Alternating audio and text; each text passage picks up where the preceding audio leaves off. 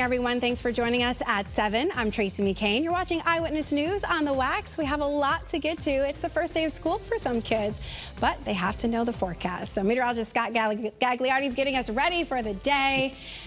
I don't know, I just tripped up on your last name. Okay. I say it all the time. You've been here for a while. Soloing, so Yeah. now it's kind of like... That's okay. We're in the home stretch. We're in the home stretch. We are, even in terms of the forecast. Yeah. I mean, yesterday was pretty rough. Yeah, it was. Chilly, temperatures held back into the 60s.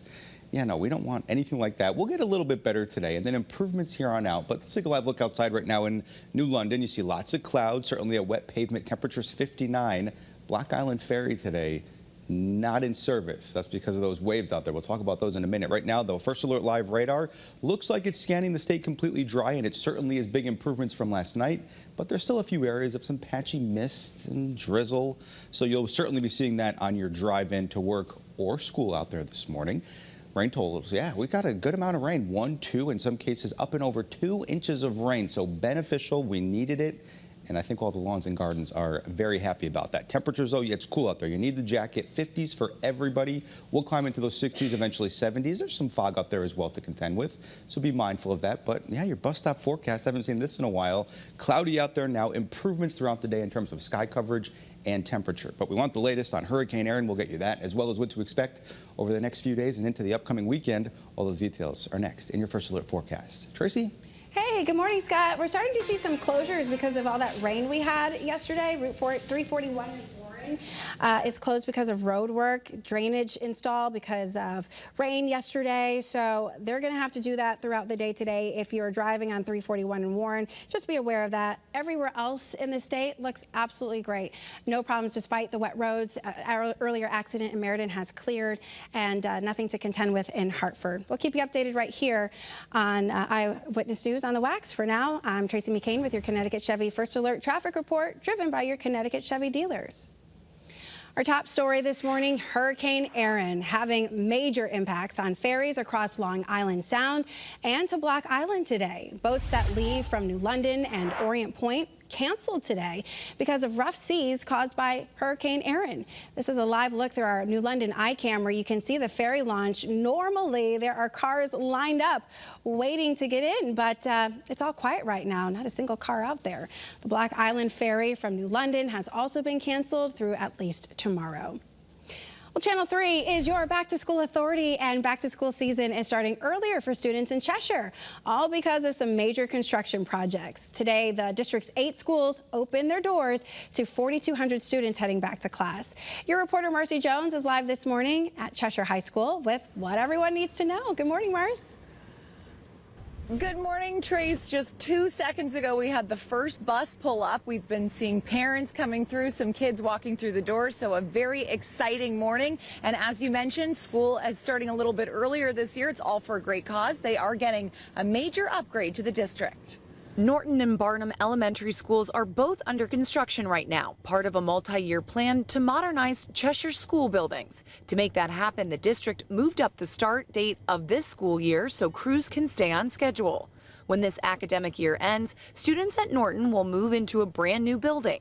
And if all goes according to plan, the district will redistrict students and start the 2026 school year after Labor Day next year. We're really excited about the 2 new schools that we're building in town. Here behind me is Norton School that's being constructed, and that's really the biggest reason that we have to start so early, because when this school year ends, our students will be moving into this building, and we're going to have to demolish the existing Norton School, which sits right in front of this building, in time for students to return next year. So sweet to see all of the students starting to trickle in. Classes start in just a little while at 7:30, and we'll have more for you in just about half an hour.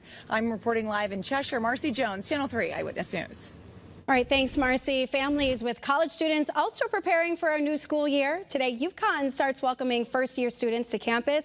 The roads to and from stores will be busy over the next few days as move-in continues through Sunday before classes start on Monday. Right now, we're on top of breaking news from overnight. Firefighters put out a fire at Saybrook Fish House in Rocky Hill. Firefighters got there just before 3 this morning, and they say they saw smoke coming from the building. One firefighter was hurt putting out the flames and is being treated at the hospital. This morning, 65 people from our state are in the ICE custody after they were detained over 4 days of raids. Immigration and Customs Enforcement, or ICE, say they've committed violent crimes such as assault and kidnapping. These arrests sparked protests outside of the courthouse in Danbury. You can see here that people were out there waiting for a response. People tell us they have an issue with how the arrests are happening, calling it, quote, state-sanctioned violence. Senator Richard Blumenthal is also calling for an investigation. Some state Republicans issuing a statement as well. They called the arrests excellent news, saying Connecticut streets are now safer.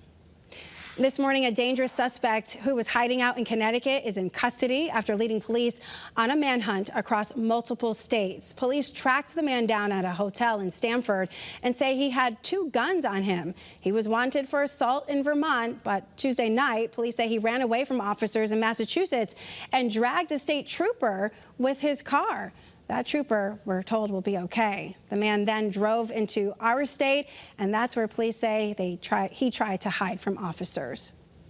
In Ansonia, police are working to find whoever slashed the mayor's tires. Mayor David Cassetti says the crime happened while his car was sitting right outside of his house on Saturday morning. Police are now reviewing security camera footage to see if they can track down any leads. The Fairfield National Little League team has punched their ticket to the United States Championship game this weekend. Your sports reporter Dan Booth is in Pennsylvania to capture all the magic. When Fairfield National made the trip to come out to Williamsport, they did so as underdogs. But after that huge win last night against Las Vegas, 7-3, they're sitting at 4-0 and have a spot in the United States Championship game. This team has been incredible all season long, and now they're going to have a shot to be national champions. For the 4th time in a row after picking up a massive win, Fairfield National had the chance to step up to the big bracket, move their name into the spot of the United States Championship while celebrating this once-in-a-lifetime moment with all their friends and family who have been supporting them each and every step of the way. Their defense was on full display once again. That's been a staple for them throughout this entire tournament, playing big in big spots. And when push comes to shove, their ability to stay mentally tough despite going down 3-0 on a massive 3-run homer early in the game. They hung tough, stayed in there, chipped away all the way through to the final inning where they pulled away and then ended up picking up this huge win for them and their fans. It comes from the heart. We never get down on ourselves. We always fight. Even if they score on us in the first inning, we still have a lot more chances to go, and we just battle up on the plate and find ways to score runs. When we're down, we just we never give up. We keep on fighting to the end, and we're never out of the game. We can always get on, score runs, just get scrappy on the base path is. There's no one that you don't trust. It's just you trust everyone in a big spot. You just trust everyone to get a hit, pitch well, make a play in the field.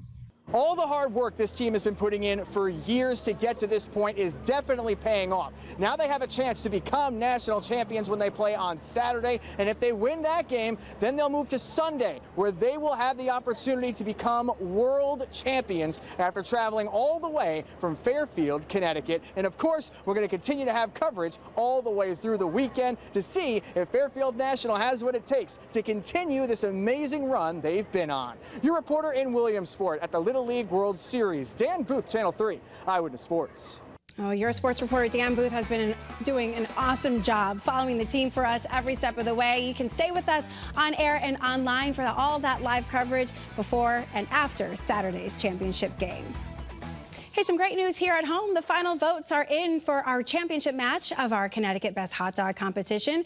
Be sure to tune in to Eyewitness News starting at 4 o'clock this evening to find out whether Capital Lunch in New Britain or Blackie's in Cheshire will take home the crown. Your reporter Anna Stansfield visited both restaurants yesterday. She said customers had great things to say. Thank you to everyone who voted and helped us crown a winner.